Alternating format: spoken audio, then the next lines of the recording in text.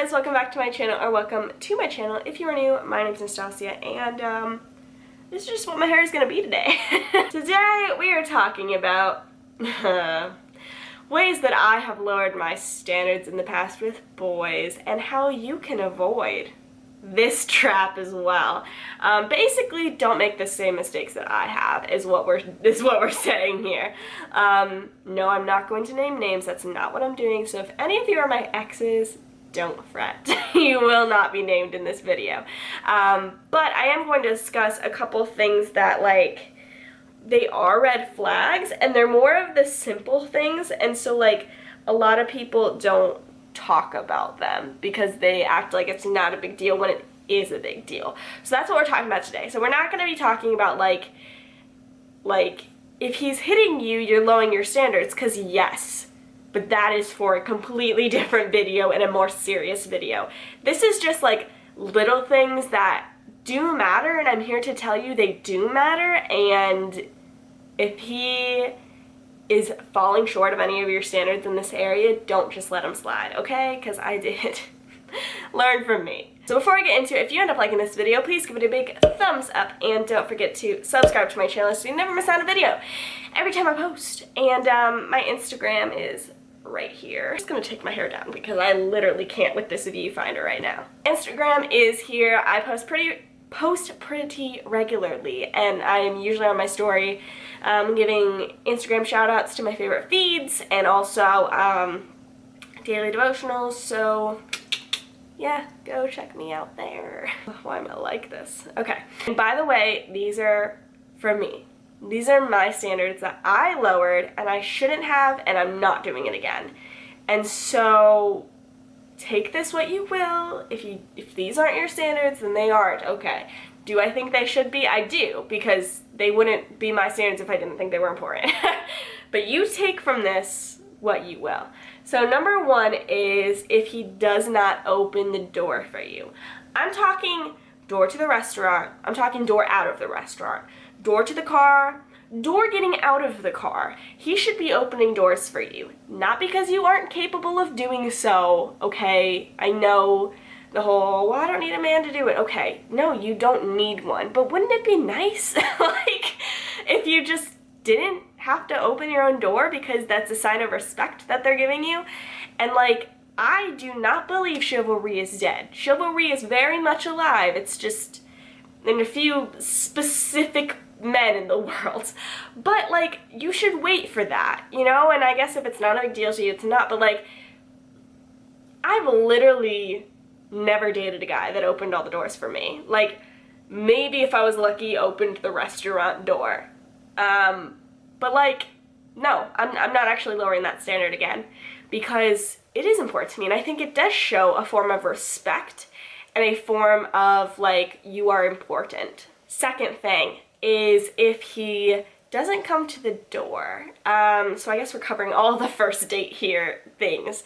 But if he gets to your house and texts you here, no. And I will say this is something that I did change. I started changing this pretty quickly, like maybe 2 years ago. Whenever a guy would text me here, I would say, you can come get me. Because you are not an Uber ride. You are not a even the pizza delivery guy comes to your door. Your date can't? Like, no. They can come to the door and they can come get you. I don't care if it's inconvenient. They can run up and they can get you, and you can go back down. That's what's gonna happen. Next thing, if you are in a long distance relationship, they should be seeing you just as much as you are seeing them. Wow, I wish I would have listened to this advice. Please, please, please listen to me. If they are not willing to drive to see you when you are willing to go and see them, then you need to move on, okay? Because if it was important to them, they would do it. Because it's obviously important to you if you're doing it. So they should be doing that. To me, it is very important to have a spiritual leader. I am a Christian. I love Jesus a whole lot. And I will not ever again compromise on that. And some telltales of that is if they do not pray for you. So I'm talking like pray for your meal before you guys start eating. And I mean like praying for your relationship too and letting you know that. Because they should not have to be prodded. There were many times with a lot of different guys, not even a specific one, pretty much all of them, where I would have to say, do you want to pray? And they would say, oh, okay. And they would then pray. But if you are looking for a man of God, then leading you spiritually means praying for you without you having to ask. Yeah, once in a while they'll like forget and you'll be like, hey, we had to pray. And they're like, oh, so sorry, yes. But like if it's constant, no. Like if you have to tell them to pray, they wouldn't do it on their own. That's not good. And they should be praying for your relationship. I mean, you guys should be praying together when you are in a crisis or just like on your time of the month and you are crying. They should offer to pray for you, okay? That's what they should do. And maybe that's just my standard, but like, I will just say this. The relationships that I've seen where the man does this are the ones that are still together and they love each other just as much as day one. And I don't think it's a coincidence. Another way I lowered my standards in the past was if a guy, you know, didn't plan a date ahead, didn't, you know, make it intentional to me that he wanted to see me again, and then it was the last minute, and it was just like a week later, and he's like, hey, want to hang out tonight? And my stupid self would be like, okay, you know, maybe he's busy. No, okay? If a guy wants to be intentional about you and pursue you, he will lock down plans pretty fast, okay? Like, I'm not saying necessarily it has to be right after that date that he sets the other date, but like for me, I would prefer that. But like, he should not leave you hanging and expect you to be the chill, cool girl just waiting around for him. If a boy does that to you, you say no. And you do not go hang out with him. You say, I have plans, actually. Even if you don't have a single plan, you have plans now. And your plan is to hang out with me here on YouTube, okay? You hear me? But I'm serious. Like, don't give into that, because I would. Because I would think, you know, well, I do want to hang out with them and blah, blah, blah. No. That basically tells them that, like, they don't need to plan ahead. You're always waiting around for them. Like, no, you are worth way more than that. Next thing, which I know not everybody will agree with me on, and that's okay, but this is for me. If your date is not paying for your meals, like, I'm a very traditional person when it comes to dating, so I believe the man is supposed to pay for the date, pay for the meals.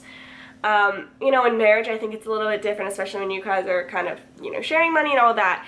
But like, especially when you're just starting to date somebody, the man should be, in my opinion, should be paying for all the food, whatever the date is, you know, all of that. And like, yeah, I have definitely let this one slide a lot.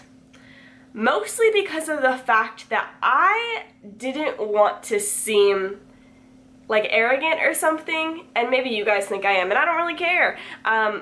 I do believe that as a woman, it is appropriate and proper and kind to pay for my meal if you are taking me on a date. If you ask me on a date, to pay for it, okay? Like, or coffee, or if we're going to the zoo or something like that.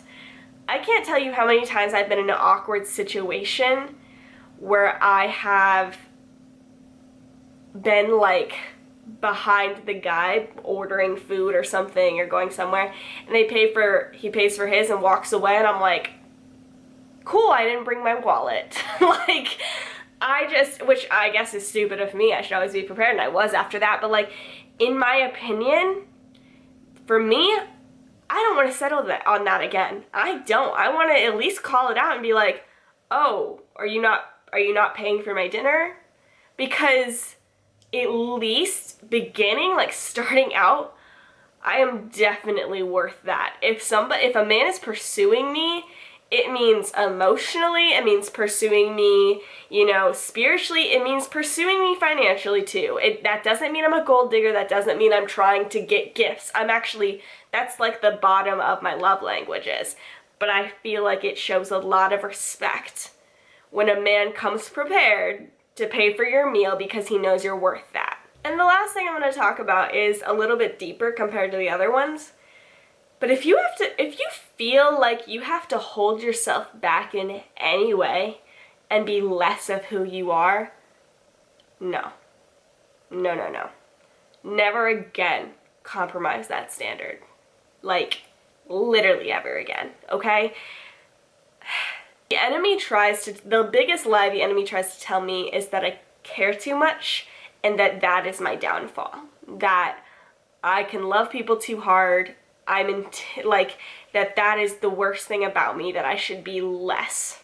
That I need to tone myself down and I need to show people less love so that they can handle me better. So that they don't have to take me in doses. And the thing is, if somebody has to take you in doses, you don't need them. They are not the one for you. Because if you have an entire cup full of love or excitement or whatever it is, whatever your honestly biggest strength emotionally is, the thing that makes you different, and they in their life just have like a tiny little like dropper amount that can be filled with that, then guess what? You are too much for them. But that doesn't mean you're too much. It means they are made for someone completely different. And you being with them will only make you feel rejected, make you feel alone, and also make you feel like you need to hold back. And how devastating would it be if you dumped out all that jar of amazing qualities of yourself and instead replaced it with a tiny little dropper of yourself? No. You be fully you. You be fully loving, fully energetic, fully positive, fully intelligent and brave and bold and incredible. And if somebody tries to tell you, like, wow, that's just you I think have too much emotion for me, or you're too different from me, or you're too energetic, or you like doing too many things, then that's okay. Say bye-bye. Like, it's gonna be a no from me. I hope you guys enjoyed this video. Hopefully it didn't, you know, fire you up too much. Again, these are all my opinions. We don't need to go to war in the comment section. Do whatever the heck you want. But if you do trust my judgment, I would say, please learn from my mistakes. It's not worth it. You're worth more than that. A man can come to the door to pick you up, open your door for you, pay for your meal, and embrace every incredible thing about you. Just like you can embrace every incredible thing about them, okay? It is not that hard. That's the way dating was for a really long time. This is the first time that it's not like this since, you know, in the past couple hundred years. Like, that is how pursuing a woman is supposed to look. So keep it in mind, you know, even if you don't agree. But I love you guys so much, and I will see you next time. Bye!